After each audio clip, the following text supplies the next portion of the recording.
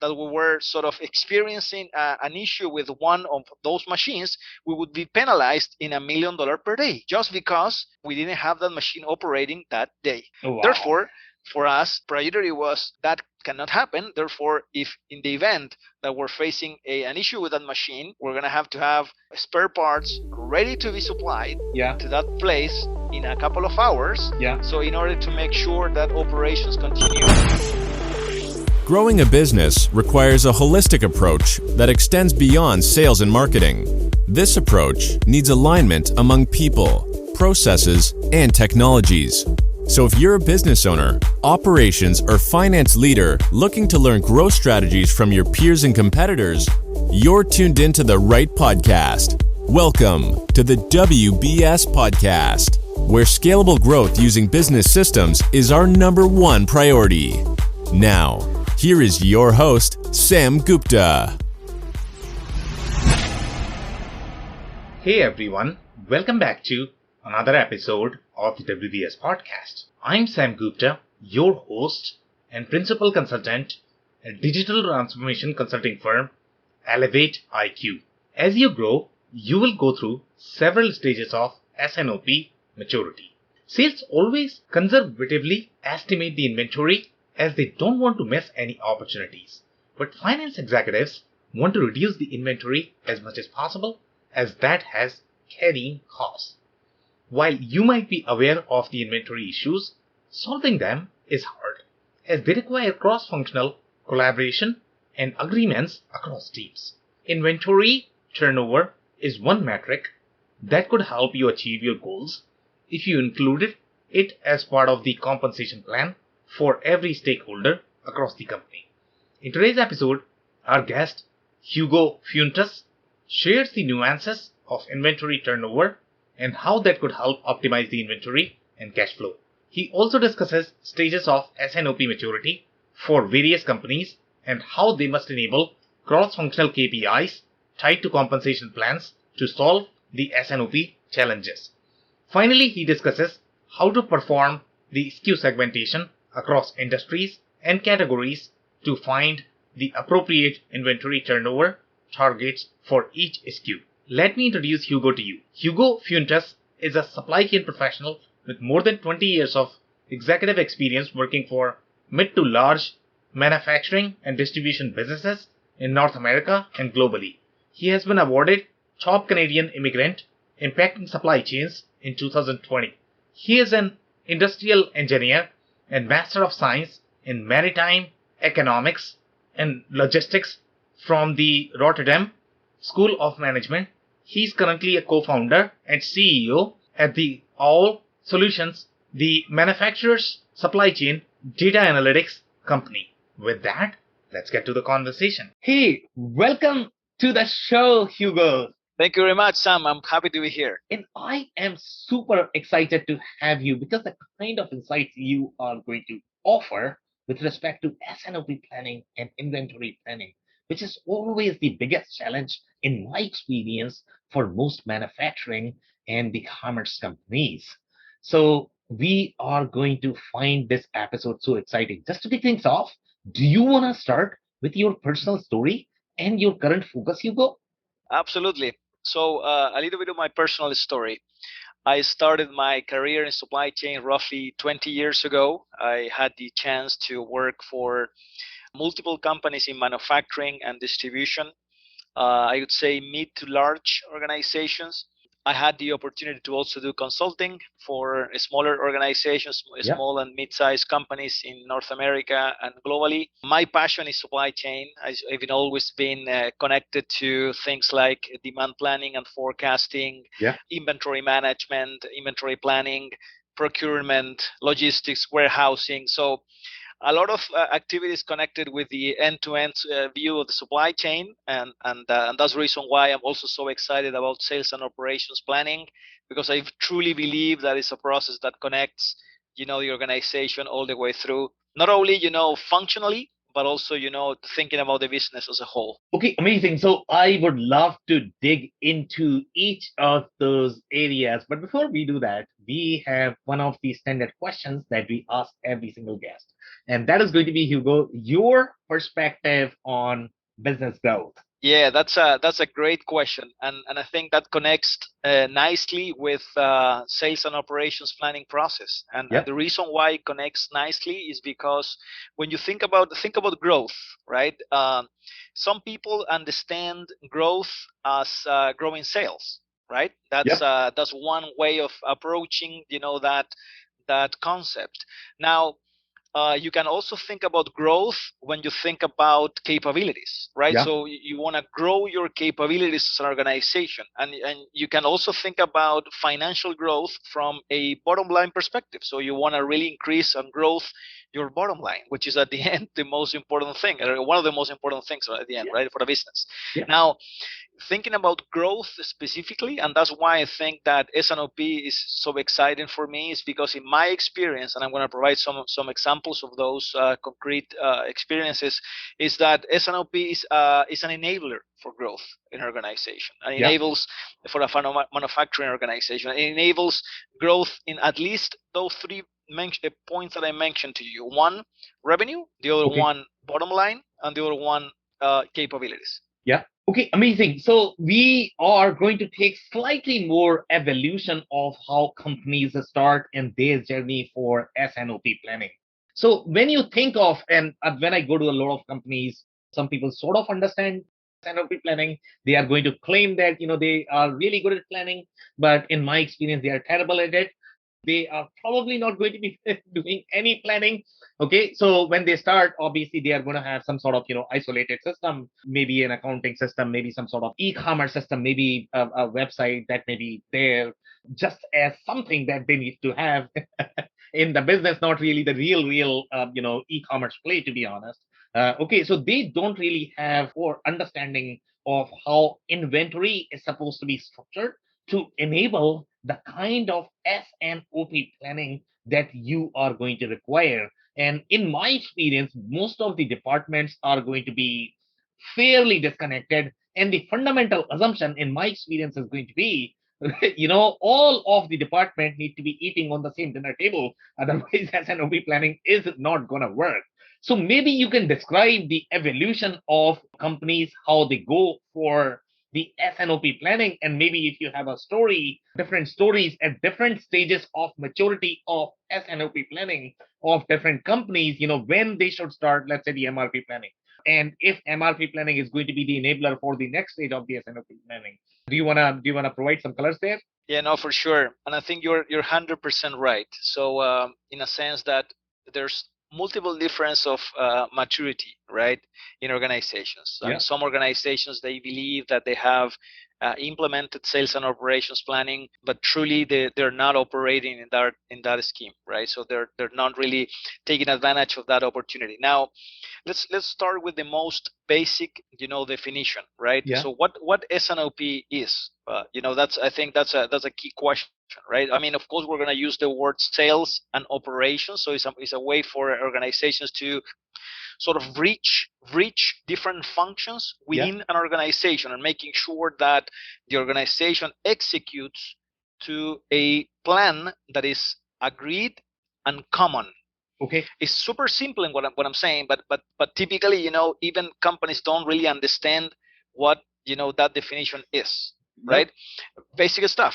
Now you may say, well, but that's very straightforward. I mean that's normal for companies, but you would be surprised, so many companies that, as an example, they have operations producing to a number that is in the ERP, Yeah. triggered by the MRP, that is disconnected with what sales believe is going to be the forecast or sales forecast for next months, that is disconnected with the number that finance has, included in the P&L Yeah. for financial projections. So therefore, you got within the organization at least three functional areas that are operating under a different projection.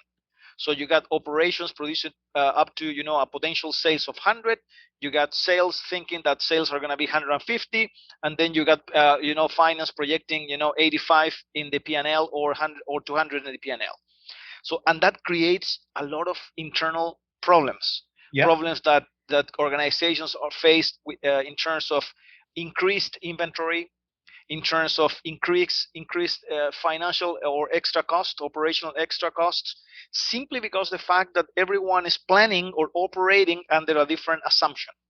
Now, S&OP, what S&OP conceptually does is putting all those pieces together and making sure that the organization provides and operates under the assumption of one agreed baseline for either forecasts or either production estimates or operational views of the business in the future, and that creates a lot of efficiencies in the organization. Right now, let's get into a couple of examples of around different maturity levels.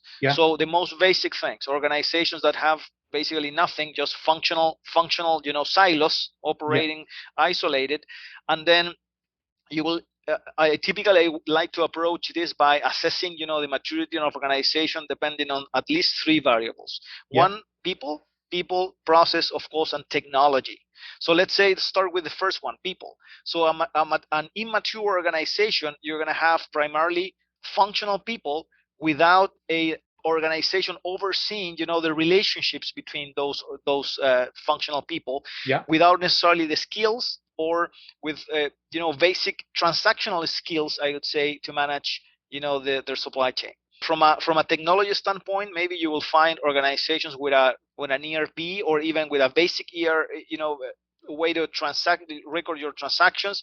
You could see a lot of companies at that stage operating primarily in Excel spreadsheets.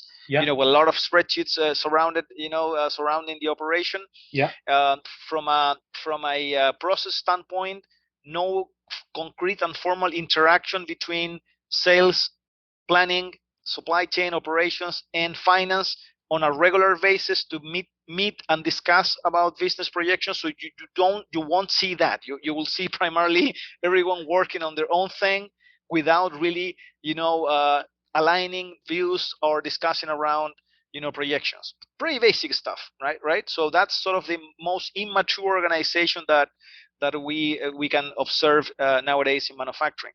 Now, if we move to the next step in the maturity of the organization, again, thinking about that people, process, and technology. Now, in that second stage, you have people more skilled, people in operations and in the business, people that has had past experience working for larger organizations, maybe that they understand the value of the processes, technology, adoption of technology, data, processes.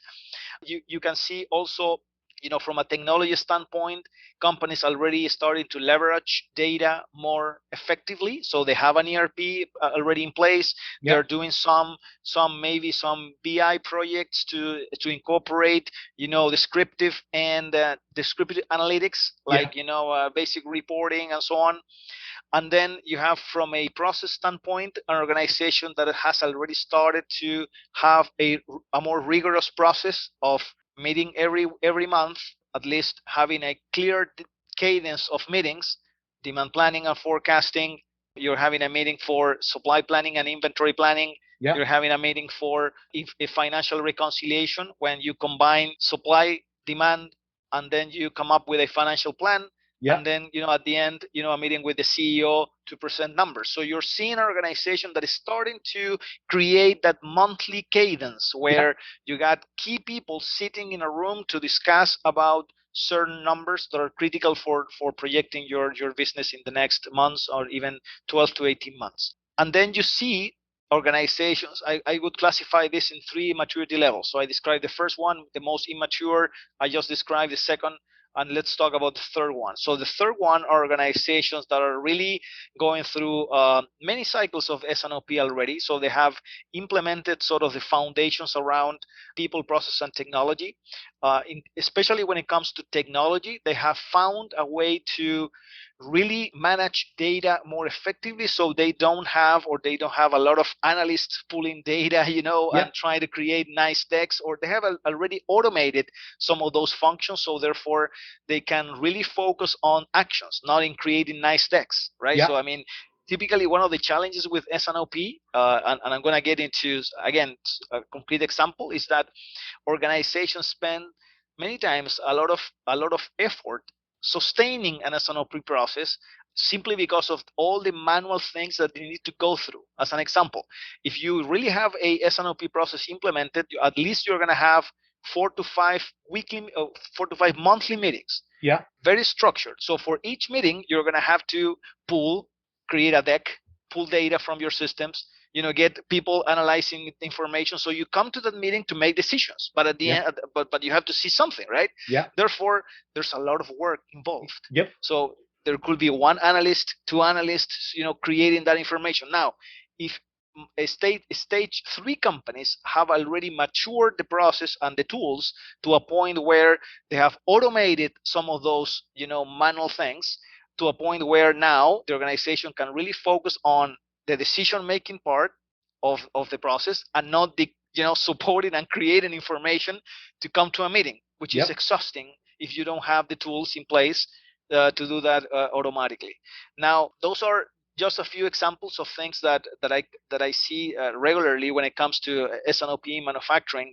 Now, one of the let me provide you with one concrete example of an organization that I worked with, which is a roughly $150 million manufacturing company, based in Canada.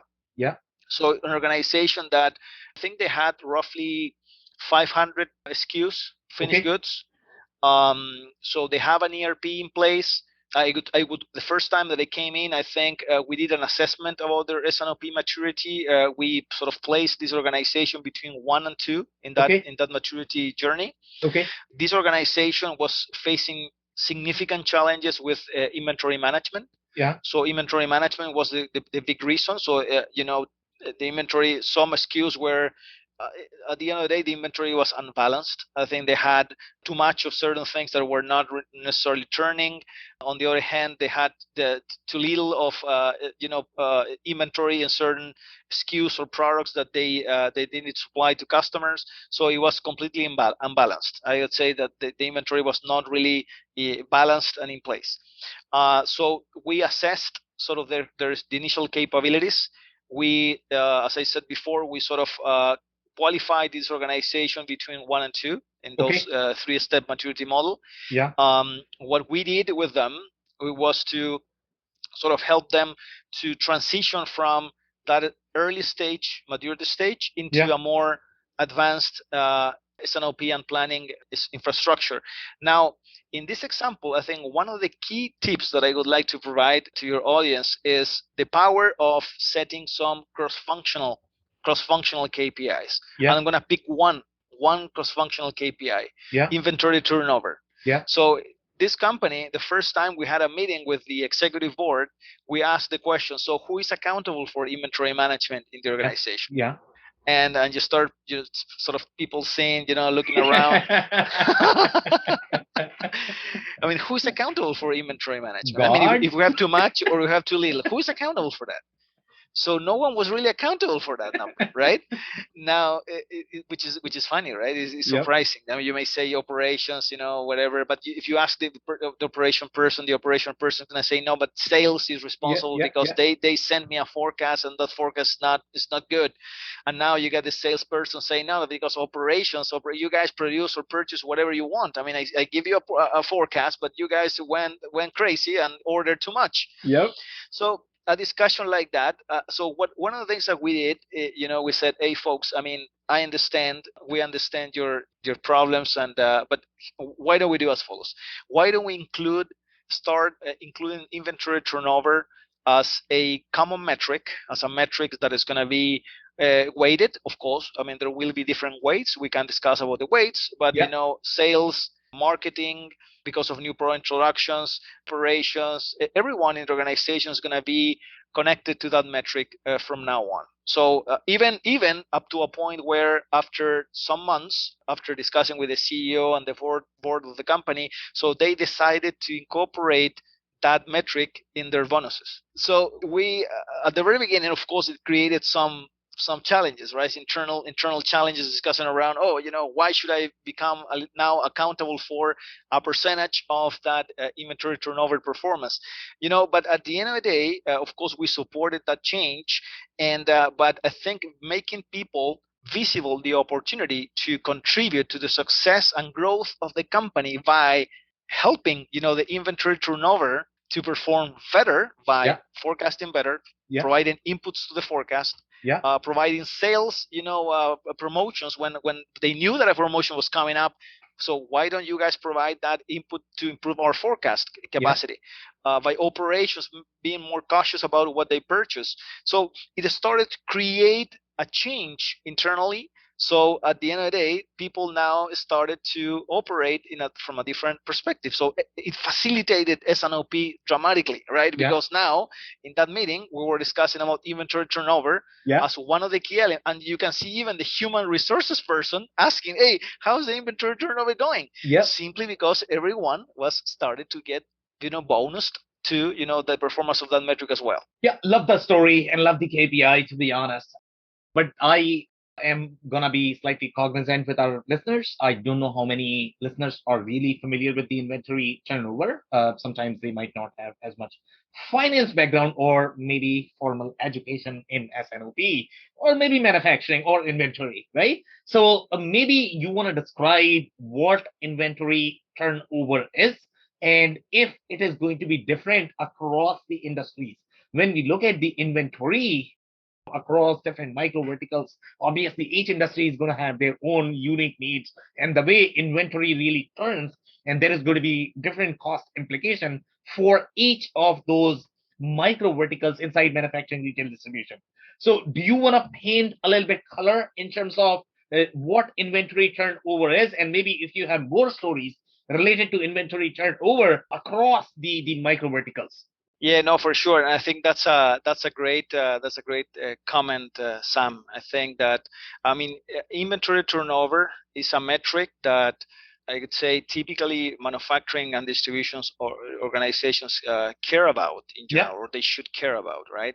And inventory turnover is primarily a ratio that compares, how fast are you moving, your inventory assets through the organization. And now how that ratio gets calculated, you got to first think about your cost of goods sold for your organization divided by your average inventory, right? So, and that's going to give you a number. So let's say as an example that if you divide 100, you have $100 million in cost of goods sold in a year, you have $50 million in average inventory, that ratio is going to give you 2. So that means you're turning your inventory 2 times a year. Okay. So why that metric is important? Because if you manage your inventory and your assets, efficiently, of course, your interest is that number is as higher as you can. So if instead of 2, hopefully it's 3, hopefully it's 4. Of course, it depends really in the business model or the business that you are operating in. I mean, there's no point in comparing, for instance, inventory turnover in a fast-moving environment like a pharmacy as compared to the inventory turnover of an industrial machinery equipment manufacturer. It's completely different story. Simply because their business models are different and their supply chain priorities are different. Let me give you one example. So I worked for a industrial manufacturer. So we had to store and stock 120,000 different parts, spare parts, just in case that we have a disruption with one of our machines operating in big mining sites in the in the north of whatever, Chile, right? And for us as a business, reliability of our machines was so important that our supply chain has to be designed to support roughly 100% reliability. Therefore, if we had any event that we were sort of experiencing an issue with one of those machines, we would be penalized in $1 million per day, just because we didn't have that machine operating that day. Wow. Therefore, for us, priority was that cannot happen. Therefore, if in the event that we're facing an issue with that machine, we're going to have spare parts ready to be supplied to that place in a couple of hours. So in order to make sure that operations continue, moving. Therefore, you got to think about in that business model, it's not that inventory turnover is not important, but it's definitely, the standard for an organization asking for 100% reliability. Maybe you can think about a inventory turnover of 2.5, 2 times a year, 3 times a year maximum. Now, if you apply the same example, but now you go into fast consumer packaged good company, that expiration of inventory is a challenge, because you cannot, your customers are not going to take any product that is older than 90 or available 95% of the shelf life still available, and you have to continue turning your inventory fast. So most probably in those organizations you're going to see numbers much higher than 2, 3, 4, 5 inventory turnovers a year, simply because the business model requires you to be much more efficient in the use of the capital, and also because of the restriction around things like product expiration and so on. So hard to say one single standard across industries. The only important thing to say is that inventory turnover is a critical measure when it comes to assessing the efficiency of your supply chain, and how efficient your business as a whole is managing an asset like inventory. Okay, amazing definition there and great examples in terms of the different industries. And I want you to go a little deeper into describing how inventory turnover really works. Again, a lot of listeners are not really going to have formal education, so the definition of the ratio is great. But let's say if a layperson is actually trying to understand what is going to be implication for me. Let's say if I'm the business owner, okay, I have my bunch of inventory I'm trying to sell, I am trying to do my accounting, and so I am trying to analyze, okay, what is going to be my P&L implication that everybody sort of understand, because either you are making money or losing money. So let's say if I have the higher inventory turnover, what does it mean for me? If I have low inventory turnover, what does it mean for me as the business owner? Can you provide some colors there? Maybe if you have any stories where you had the higher inventory turnover versus the lower inventory turnover. Great question. For the business owner, and even for the finance person out there, I think this is gonna sound like music to their ears, right? Okay. The connection or the financial implications of low or high inventory turnover are primarily connected with the balance sheet and the cash flow of the organization, right? So the higher the inventory turnover, the lower the days of inventory that you have in your cash to cash cycle. Yeah. So there's a direct relationship between inventory turnover and days of inventory. So if you take that inventory turnover ratio as following the example that I provided to you, you got 100 meters in cost of goods sold, you have $50 million on average, and in inventory. So 1 divided by the other, it gives you 2. And then now 360 days a year divided by 2 is going to give you the number of days in inventory that you have today.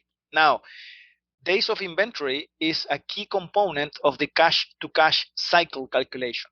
Therefore, the lower the days of inventory that you have, the better for your cash to cash cycle. So for the finance person, for the CEO, of course, the lower the cash to cash cycle you got, the better for you, because it means like you're turning your assets and your liabilities better, and therefore you're going to have more cash available to invest in other things, or to pay your employees, or to operate more efficiently in your business. So therefore the connection there is that supply chain professionals and or people within the organization can really influence the cash to cash cycle of the organization, getting even the ability to getting paid themselves, if they do a good job at increasing the inventory turnover, which as a consequence is going to impact in the number of days of inventory that you have available, and as a consequence going to shorter or increase your cash to cash cycle.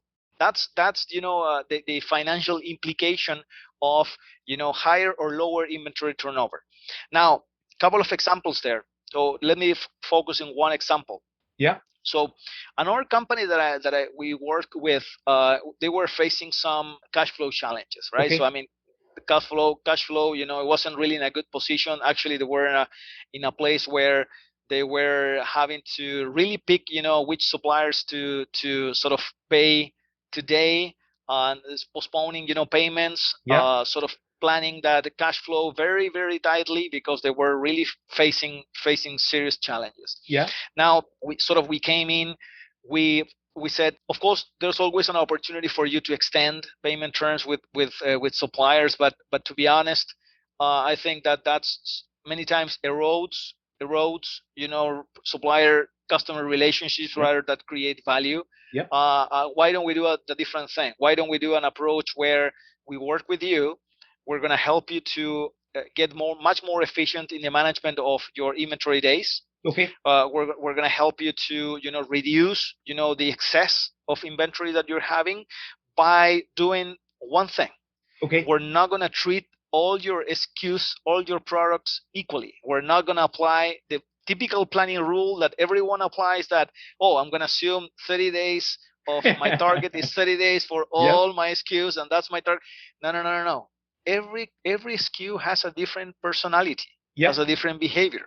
So we're gonna analyze the personality of each of your items in your portfolio, in your finished good portfolio, and we are gonna determine what's the best safety stock policy for each of the items that you have in your portfolio. We're gonna get rid of that 30-day rule that you have in the ERP. We're going to propose your new rule, and we're going to update that rule regularly in the system just to make sure that it's consistent. And as a result of that exercise, so the company was able to move from, as I said before, as an example, so from average couple of 100 days, inventory on average, down to 120 in a matter of maybe 4 to 6 months.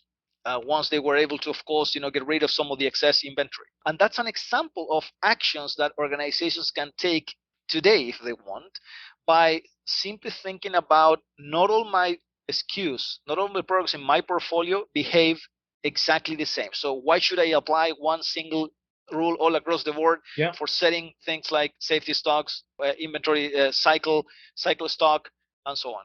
So great example there. And I am actually going to peel further on that, because I love digging into the SKU level planning, because that's where the real money is, in my experience.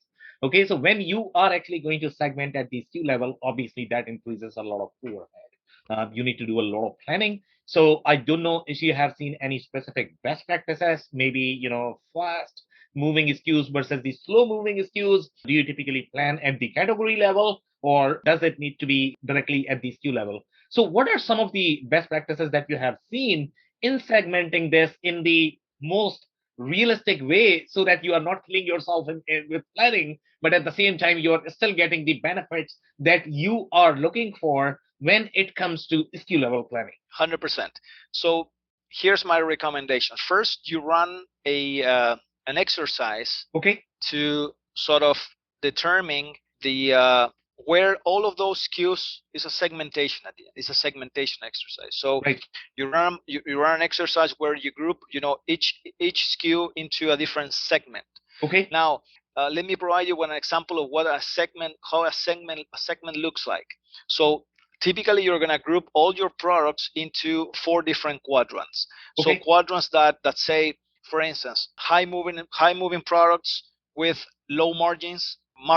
I mean, of course, gross margins coming from your financials. So you have to have some of that information available. And when we run that exercise, sort of we pull data from the ERP, from cost and revenue. We create a gross margin exercise by SKU.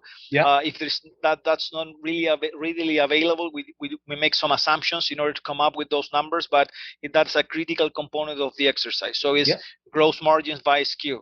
And second is the variability of demand by SKU. So if you look at let's say 36 months of sales orders, or whatever, so you're gonna sort of compare that to your gross margins. You're gonna create that segmentation, and therefore you're gonna classify those SKUs in 4 different quadrants. So depending on velocity and impact to the business.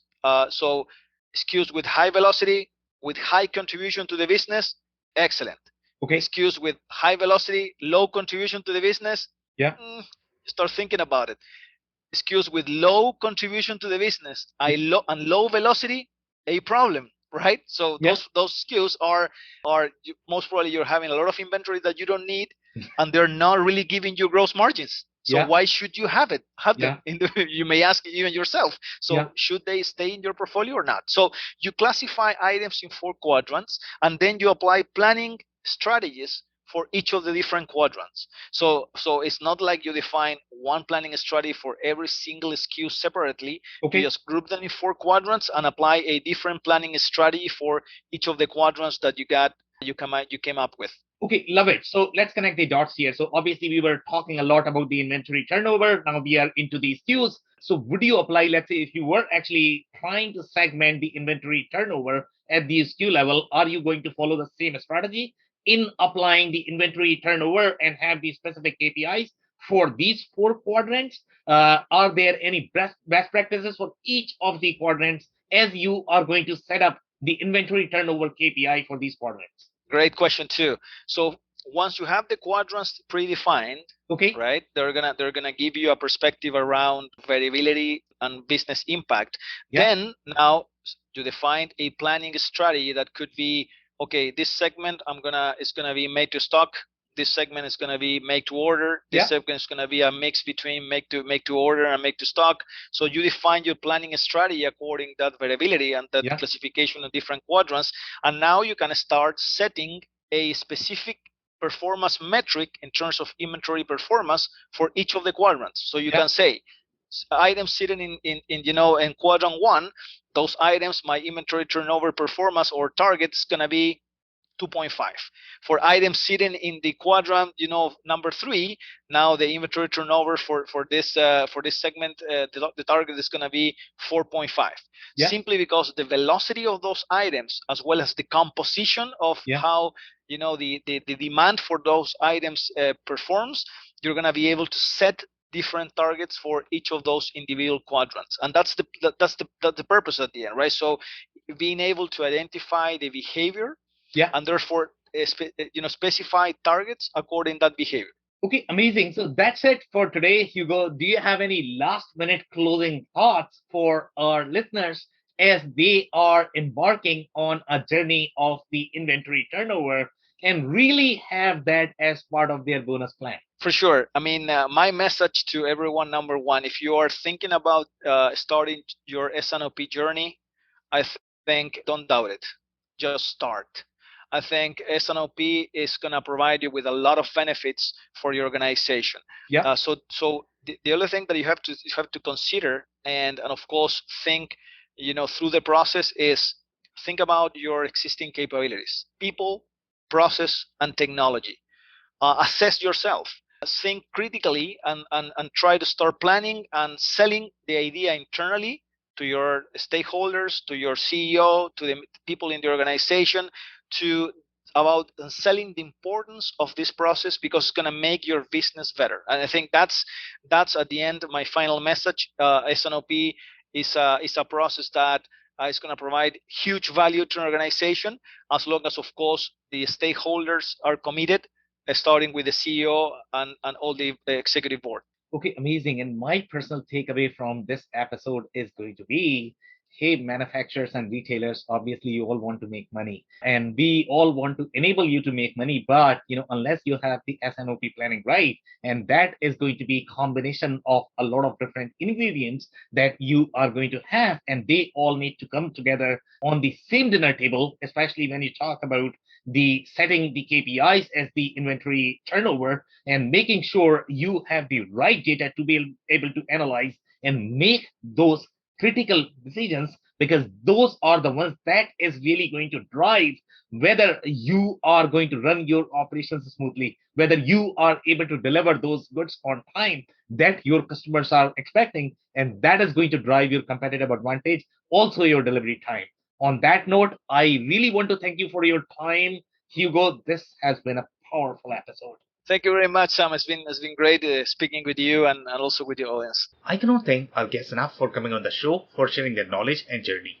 I always pick up learnings from our guests, and hopefully you learned something new today.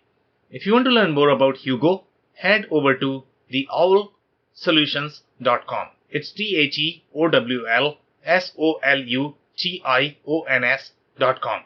Links and more information will also be available in the show notes. If anything in this podcast resonated with you and your business, you might want to check other related episodes, including the interview with Mike Ryan, who discusses how to do sales and operations planning appropriately for a growing business. Also, the interview with DC, who discusses why companies should spend less time worrying about forecasting accuracy and more on execution. Also, don't forget to subscribe and spread the word among folks with similar backgrounds. If you have any questions or comments about the show, please review and rate us on your favorite podcasting platform or DM me on any social channels. I'll try my best to respond personally and make sure you get help.